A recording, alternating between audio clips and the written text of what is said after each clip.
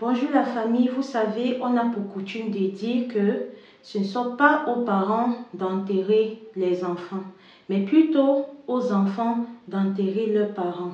Qui puisse être quand ils sont encore à fleur de l'âge et quand les parents sont très avancés. Ceci nous ramène à l'histoire de notre frère congolais, Glen Royal, qui est décédé alors qu'il s'apprêtait comme d'habitude à aller à son boulot. Pour la petite histoire, il était arrivé en France il y a à peine 6 mois. Et étant arrivé en France, étant un enfant battant, qui sait d'où il sort, ce que ses parents ont fait pour qu'il puisse arriver où il est arrivé, il a décidé de ne pas arriver, mener la vie d'Aloca que certains jeunes décident de vivre.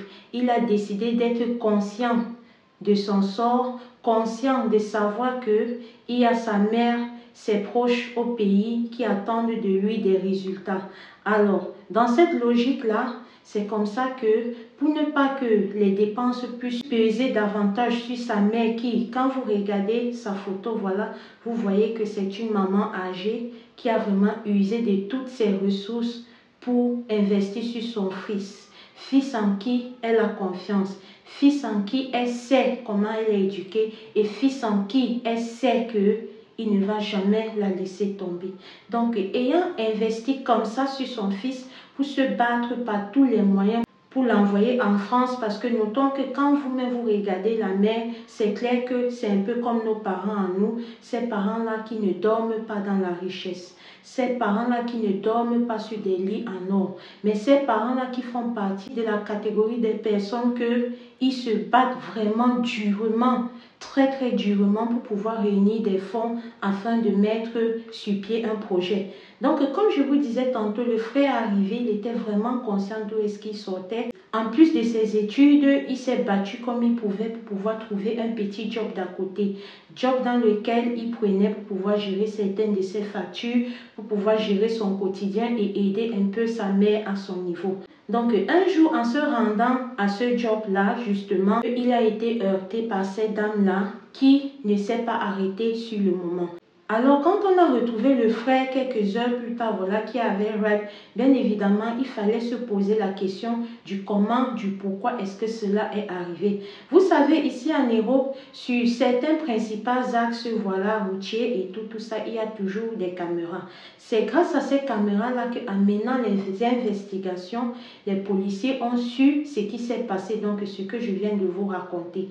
Et on a pu identifier la voiture à travers la plaque d'immatriculation qui a causé l'accident au frère. Ayant identifié cette voiture-là à travers la plaque d'immatriculation, c'est comme ça qu'ils se sont rendus chez le propriétaire de cette voiture. Arrivé à destination chez le propriétaire de cette voiture, voilà, il savait que ce soit une femme. On a interrogé la femme et tout ça. Quand on interroge la femme dit, quand elle conduisait, elle s'est rendue compte qu'elle avait percuté quelque chose, mais elle ne s'est pas arrêtée parce qu'elle se disait que c'était un animal. Donc ce soir-là, vous l'avez compris, c'est le frère Glen qu'elle avait percuté. Maintenant, la question est de savoir, est-ce que la dame s'est rendue compte que oui, effectivement, c'est le frère qu'elle a cogné, mais elle s'est sans doute dit qu'il n'y avait pas de caméra et qu'elle aurait pu s'en sortir, voilà, ni vu ni connu. Ou alors, est-ce que la dame s'est rendue compte qu'elle a percuté le frère, mais d'un commun accord avec sa personne à elle-même, elle a décidé de partir, tout ça toujours dans le but de ne pas être inquiétée. Ou alors, réellement, est-ce que la dame pensait vraiment avoir cogné un animal? Si on s'en va sur l'hypothèse qu'elle a donnée, qu'elle pensait avoir cogné un animal, est-ce que si tu cognes un animal, il n'a pas le droit que tu t'arrêtes pour vérifier s'il peut même encore, voilà, respirer? Parce que je pense qu'en France, là-bas, il y a des vétérinaires pour animaux, ou alors la vie d'un animal ne compte pas. Ça, c'est juste des questions parce que je pense qu'à ce niveau-ci, c'est ce qui heurte vraiment tout le monde. Pourquoi? Parce que si elle avait pris la peine de s'arrêter, qui sait, peut-être quand elle a cogné le frère, il y avait encore une chance de lui sauver la vie. Il y avait encore une chance que si elle appelait les urgences et qu'on venait, on pouvait faire quelque chose pour le frère. Notons qu'en cette période-ci, nous sommes en période d'hiver. L'hiver veut dire que quoi? Nous sommes à des températures très basses, vraiment très élevées. C'est-à-dire que si ce qu'on te cogne comme ça et que on ne te porte pas d'aide, tu restes même seulement le froid, cela peut t'amener à rendre ton dernier souffle. Ce qui s'est sans doute passé avec le frère.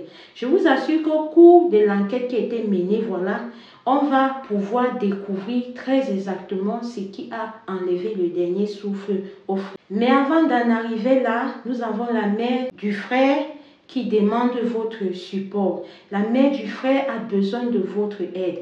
Vous savez, ça ne vous coûte rien d'envoyer 1 euro, 2 euros, 3 euros. Parce que si aujourd'hui cette situation-ci ne vous concerne pas, si vous dites que ça ne vous concerne pas, demain vous aussi pouvez être dans des situations. Et imaginez-vous, vous êtes dans une situation comme ça, que vous êtes battu pour envoyer votre fils à l'étranger. Il arrive 6 mois juste à peine. Je suppose que cette maman n'a même pas encore eu le temps de rembourser toutes les dettes qu'elle a contractées. Et un truc comme ça se passe, sachant que si le frère finissait ses études, voilà, il trouvait un petit emploi, dans un premier temps, il aurait déjà pu rembourser cette dette-là que je suppose que sa mère a pu prendre pour l'aider à monter. Parce que regardez bien cette maman, elle ne roule pas dans de l'or, ça se voit à vue d'œil.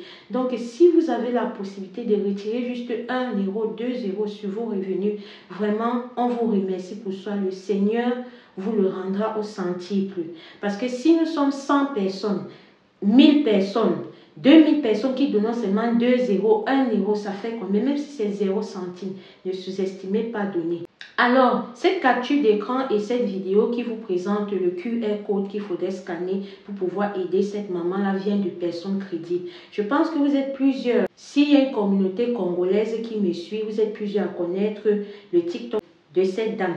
Et aussi, en plus de la crédibilité de cette dame, il y a Lady Sonia, la coach Lady Sonia qui a reposté ce post de la sœur. Donc, je pense que là, vous avez assez de preuves que c'est un lien fiable. Je vous en prie, mettez-vous à la place de cette maman, mettez-vous à la place de cette famille-là et faites un geste en vous disant que si ça avait été moi dans sa situation, j'aurais aimé qu'on en fasse autant. Ça ne vous coûte rien, ça ne mange pas de pain. Alors, sur ce, avant de finir cette vidéo, s'il y a des gens qui vont me dire peut-être que voilà, Madame Alicia, vous vous éloignez de votre ligne éditoriale et tout, je ne pense pas. Parce que ceux qui nous suivent ou ceux qui vont nous découvrir, vous savez que toutes les vidéos qu'on poste sur cette chaîne, c'est à caractère informatif, c'est à caractère de sensibilisation. Et je pense que cette histoire-ci, c'est largement dans le cadre de la sensibilisation. Donc, vouloir venir en aide à une personne qui est dans le besoin, je pense que c'est ce que nous faisons ici à travers nos histoires. Quand vous venez partager vos histoires vraies et mystiques avec nous, je suppose que c'est votre manière à vous d'aider quelqu'un. Donc, si je viens aussi vous partager cette histoire-ci, et vu qu'il y a une option d'aide par derrière à sa maman qui a besoin de ça, je pense que ça entre aussi dans le cadre de nos vidéos. Si c'est ta première fois avec nous, ici nous racontons des histoires vraies et mystiques que les gens nous confient à travers notre numéro WhatsApp. Si toi aussi tu es nouveau ici et que tu as des histoires vraies et mystiques que tu aimerais partager avec nous, n'hésite pas de me contacter sur mon WhatsApp. Sur ce, je vous laisse avec quelques vidéos de sa mère pour que vous puissiez comprendre les faits expliqués à sa manière. Quant à moi, je vous dis à une prochaine vidéo. N'oubliez pas de prier sans cesse, d'être prudent car le dehors est miné. Je vous remercie à tous ceux qui vont partager cette vidéo-là, à tous ceux qui vont la liker et la commenter, et plus encore à tous ceux qui vont prendre la peine d'envoyer, même si c'est 1 centime. Je vous remercie, soyez bénis et que le Seigneur vous le rende au centuple. Au revoir la famille.